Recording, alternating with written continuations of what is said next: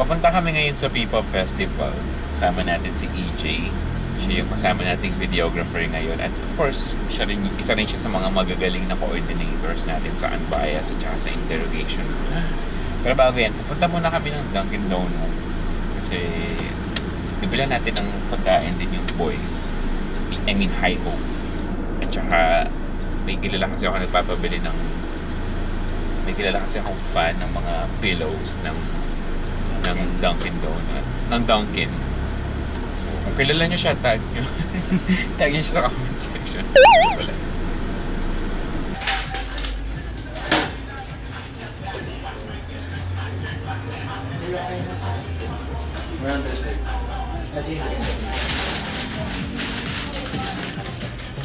Okay, man. Ay, isang dali. Next, hi ma'am. Ngayon ni EJ sa Robinson's Galleria, hinihintay na lang namin yung boys. And then baka interviewin muna namin sila bago kami mag-proceed sa backstage.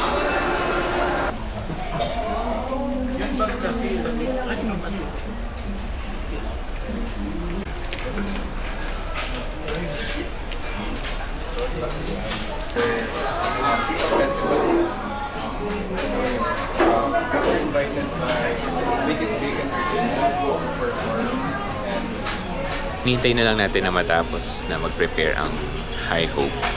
And after that, kasamahan na natin sila dun sa holding area nila. Tapos na rin ako mag-interview. So, kukuhanan na lang natin ang footage yung mga performances sila later.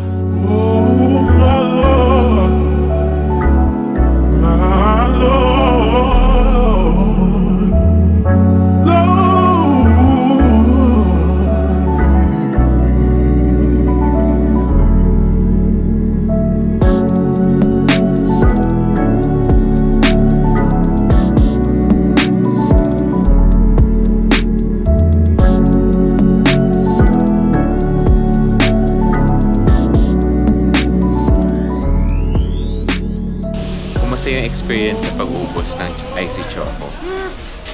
Nakaka-pressure pero mission success. Ano yung mga natutunan mo sa pag-inom ng Icy Choco? Dadaan mo lang sa kwento. Dadaan mo sa kwento para kada kwento mo sisip-sip ka para maubos.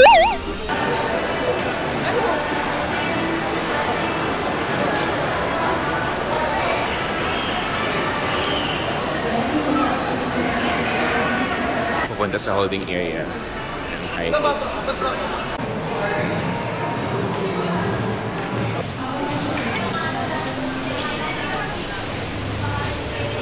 Ngayon sa holding area at habang hinihintay natin yung turn ng High Hope para makapag-perform.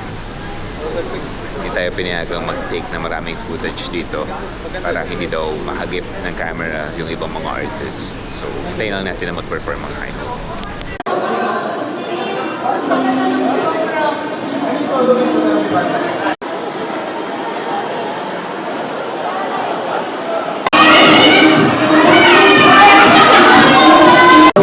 Andun na si Bin. Andun na lang tayo mag-huddle. Sige.